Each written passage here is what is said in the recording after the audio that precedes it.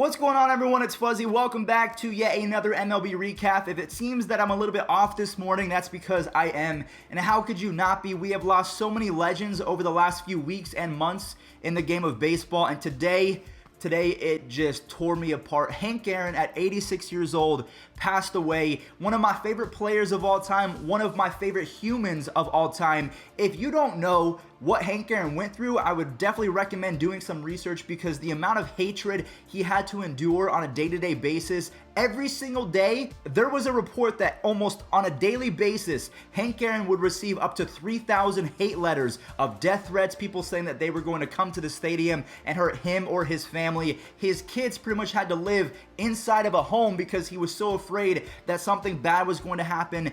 And through all of that, just like Jackie Robinson, he was able to perform on the baseball diamond better than pretty much anyone else that we can mention. He's a Hall of Famer. A lot of people consider him the true home run king. One stat that I thought was absolutely mind-boggling: he leads everyone in total bases. He's the all-time leader in TBs. The next person is Stan Musial, one of the greatest hitters of all time. If Stan Musial rounded the bases for 11 miles, he would still be a mile's worth of total bases short of passing Hank Aaron. That's how consistent he was. He never once had a season of 50 home runs. He just constantly had 35, 40, 45 home runs. I believe he set a career high in home runs at 37 years old. So he was just the definition of consistency. He was an amazing baseball player, but an even better human off the field. I remember seeing him for the first time back in 2018. I was walking through Dodger Stadium at the World Series, and he came out of an elevator, and it was one of the few times in my life where I let out an audible gasp. I said,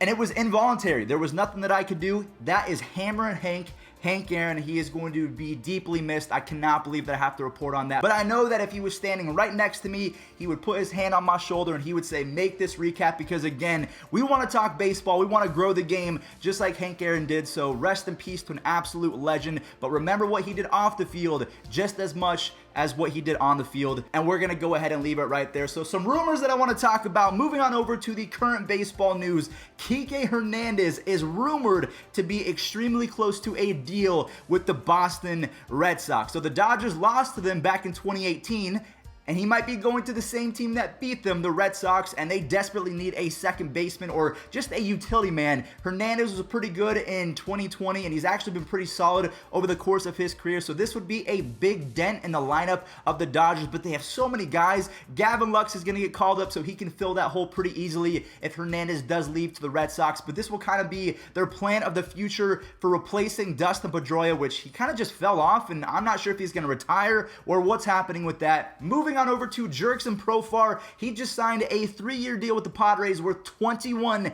million. The Padres are putting a lot of stock in his 2020 success. Easily his best season in Major League Baseball. Even one of the more underrated players to end 2020. Not a lot of people talked about him, but once upon a time, he was the top prospect in baseball for 2 or 3 seasons in a row. And now it seems like he may be coming into his own, and maybe he turns into that top prospect mold. I don't really think it's going to happen. To me, the Padres overpaid for him, and they have a lot of utility guys between Kim, the Korean player they just signed, and Profar. I'm not sure how much room they have to fill all of these guys to get them 140 to 150 games each. So maybe they're just going for a longevity approach to give guys breaks every now and then.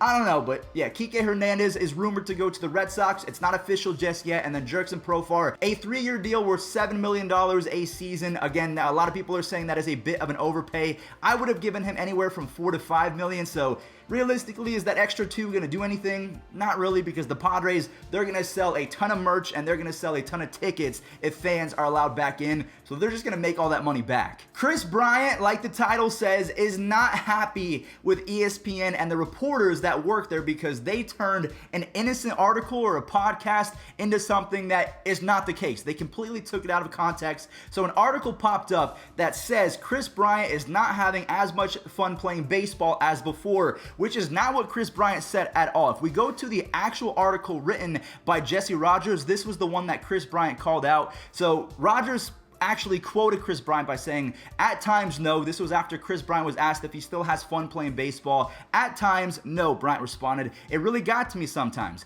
The stuff I was hearing, the first trade rumors back in 2018 that started to pop up really got to me.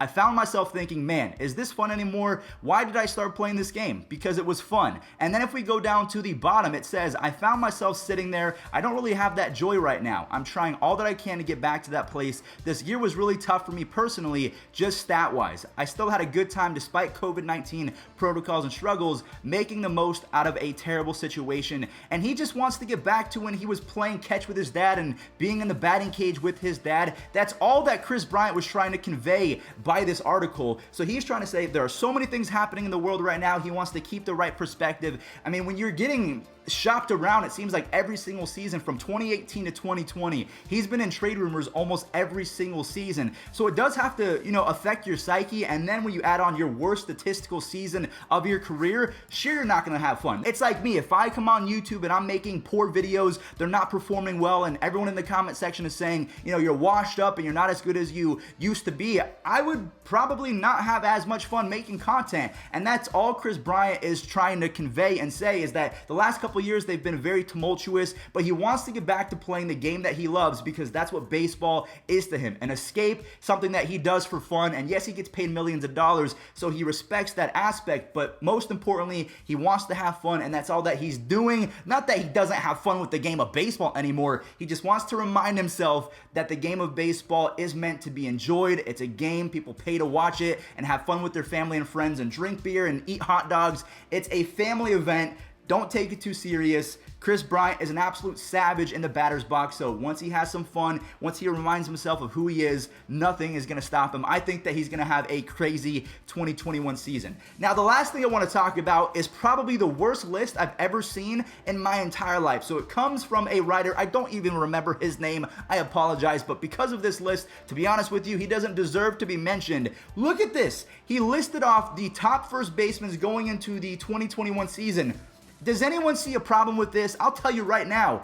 Where the heck is Goldie? Paul Goldschmidt should be at least 3 or 4 on this list. Yes, he did not have the best 2019 season, but he bounced back a little bit in 2020. So I think that he still deserves to be at least at the number 2, 3, or 4 spot. If we take a look at his career, in about 10 seasons, he has a 45 WAR. If he played on the same pace for the next 7 to 10 years, he's going to be a Hall of Famer without a doubt. So to not even put him in the top 10, that is a crime. Now, the writer did come out and say that he forgot, so he did take accountability for his forgetfulness, but again, this is just horrible. But that pretty much does it for today's video. Kris Bryant, he pretty much said that it must be a slow day for baseball news because that writer had to come up with a clickbait article, and he's not wrong. And honestly, I didn't want to make a video today because I was so bummed out by Hank Aaron, but I wanted to make sure that you all understood that he was a better person off the field. Yes, he was a Hall of Famer, an immortal in the game of baseball, but remember, it doesn't really matter if you're a curmudgeon, if you don't appreciate what you have, and if you don't give back to the people that support you and give back to the future generations